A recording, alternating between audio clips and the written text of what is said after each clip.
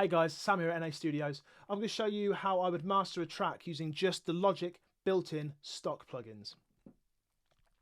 Now the track that I'm mastering is Change You from Tommy Loose. This is my brother, this is his track, and it sounds a little bit like this.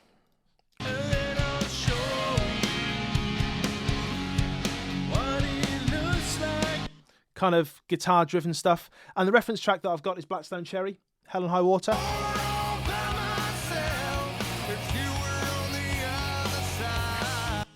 So a similar kind of thing. So initially listening to that, it sounds like the kick and snare on Change You are punching through quite a lot more. It sounds like Hell and High Water has got a fair amount more top end on it. So let's look at the EQ first then. So just good housekeeping, I'm going to drop out a bit of that bottom end and just have a listen to see if it's changed anything. Okay, that's just going to help us in the long run, just get a bit more level out of it. I'm going to put a couple more EQs on here. The reason being, I'm going to do the first one is going to be the mid channel only. The second one is going to be the side channel only, because it sounded to me like there was far more high end in the center and far more mids in the outside. Have a listen to that. Guitars, more mids. And the hi-hats. Lots of high end in the hi-hats there. So on this mid channel, let's put a high shelf. Okay, that's brightening up the hi-hat, but also the kick and snare, so we can address that. And then the outer channels, let's put some mids in there.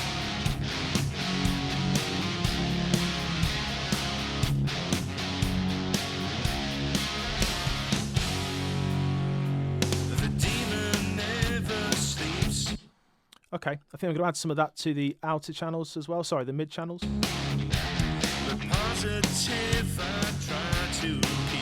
Okay, yeah, we're bringing those guitars up a little bit because they were a bit quiet in the previous one. So for that reason, I'm just bringing them up. What I'd like to do though, because when I'm brightening the center channel, it's brightening that kick and snare. So I'm going to pop a let's put a limiter there. So we're just in Logic plugins once again. Dynamics, let's go to limiter. I believe with this plugin you can there's no threshold, you just pump more into it if you want to limit it more and take it out in the output. So let's go for 6 and -6. Let's listen to the difference once we unbypass it. Let's listen to the difference in the kick and snare. So they're quite loud there. That's bringing them down a lot.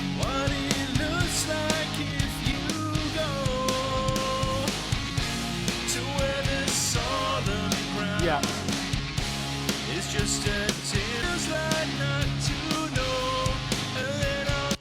Yeah, because in the reference track,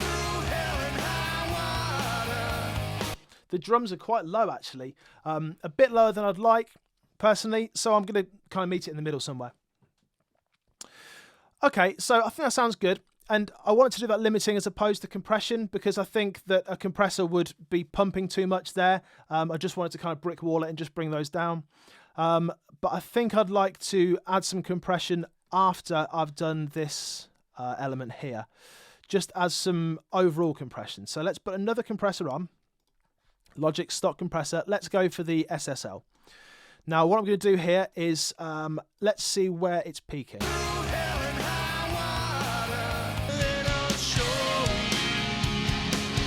Okay, so we're still quite high up there. Let's bring the threshold down to about -30 and bring the ratio to 1.5 and just see what we're doing.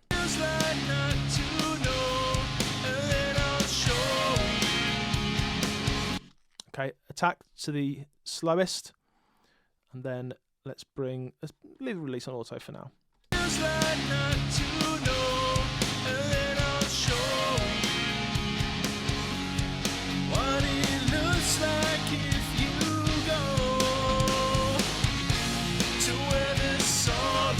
Okay, so you can hear when I'm bypassing that compressor, what it's actually doing, as well as kind of hugging the sound a bit, it's bringing the guitars up because I'm compressing the whole thing and then pushing that makeup gain. Critically though, what this compressor isn't doing is compressing the drums too much because I've already acted on those using the limiter. if I hadn't put that limiter on, then this compressor would be pumping, as I said before, with the kick and snare, which I don't want it to do. I want this to be an overall kind of squash compressor.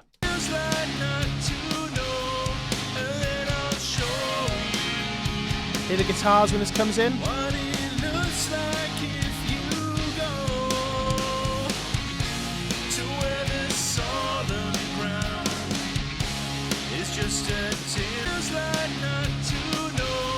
Okay, so it's kind of a tone shaping thing as well. That compressor has just got a certain tone to it, which I like. What I would like to do though, before I go into the side EQ, is just try and take out that bottom end a little bit more on the kick drum, because I feel like that's poking through a bit. No, I'm not going to use that. I'm going to use the Logic again. Let's go to the EQ. Let's use the vintage tube EQ. So this is the Pultec kind of thing.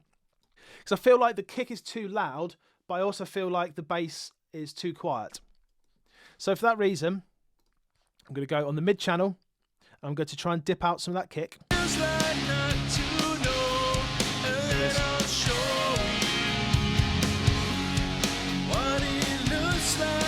Bit of a tighter cue to take that out. And then I'm going to add some overall bass.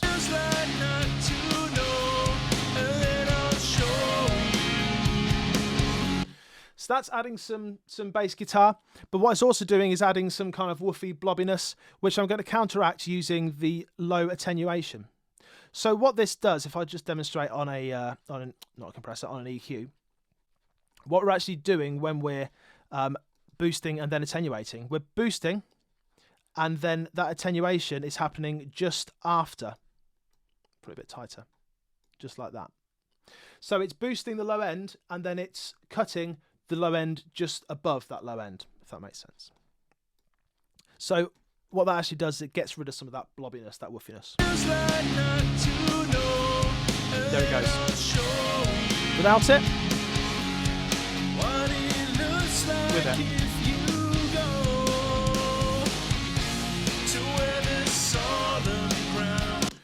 Let's hear what we're doing. Let's turn everything off and then turn it back on again.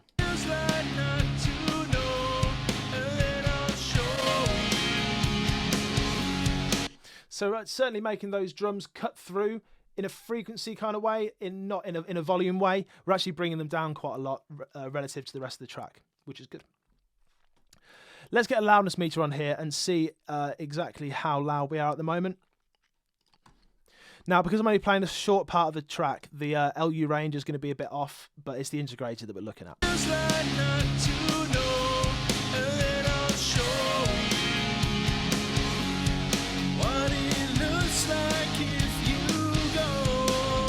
Okay, so just for that short section, it's fairly representative of the rest of the track. We're about -15, which is good. They reckon that on Spotify you want to be hitting around kind of -14, -12 somewhere. So we could do with bringing that up a little bit, but not a drastic amount. So let's just put a gain on it. In fact, no, let's go for another limiter. Where am I? Just put say 2 dB in there and bring that output gain just down to 0.5.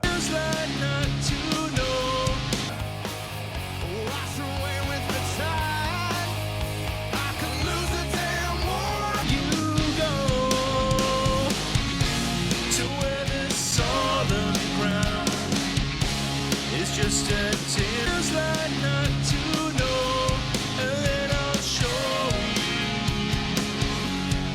what it looks like. Okay, so we're kind of hitting that -14 range there.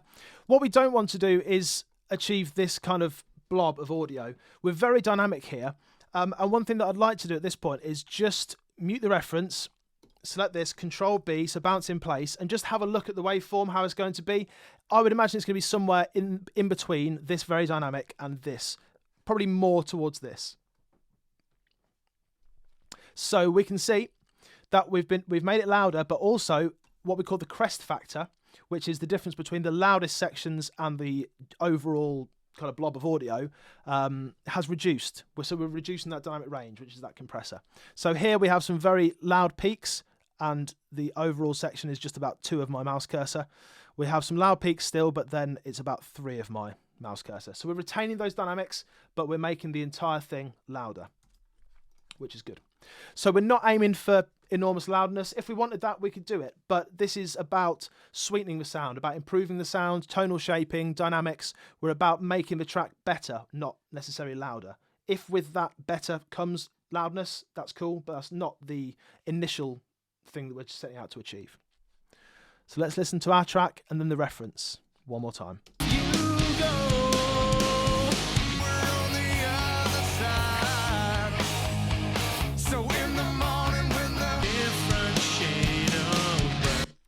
Okay, I think in this instance, the only place left to go would be, there's kind of some low mid guitar stuff in the left and right on the reference track. It's kind of chunky. I'm going to try and achieve that, but I think that because the guitars aren't stereo enough, I don't think we're going to get that. But let's give it a try.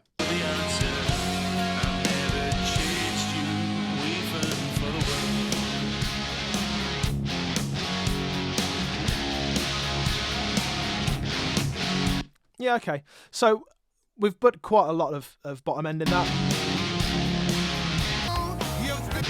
Yeah, it's kind of matching it a bit better. I'm hesitant to put too much else in there. I feel like we're EQing this pretty heavily.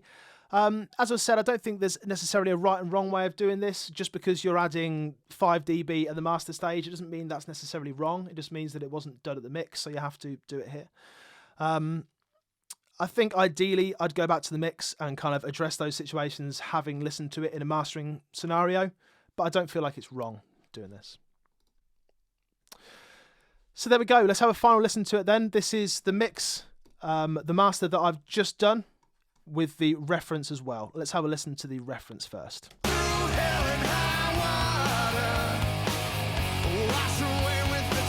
And then the mix.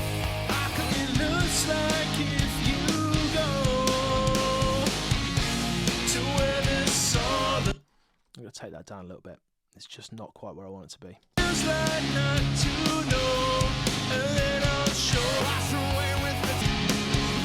There we go. So we're listening to a reference track and we're using that as kind of a template, but crucially, nobody is really going to A-B between the Blackstone Cherry track and our track. So if it doesn't sound identical to it, that's not as important as have we improved the sound. Well, let's listen to the original sound. I'm going to leave the limiter on because that's giving us a better loudness comparison. So without the plugins and then with the plugins.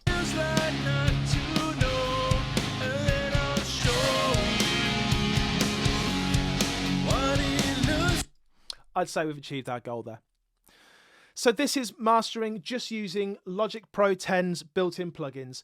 Typically, I would use an array of different plugins, but I think that Logic has such a fantastic set built into it. The stock plugins are more than adequate to do whatever you need to do.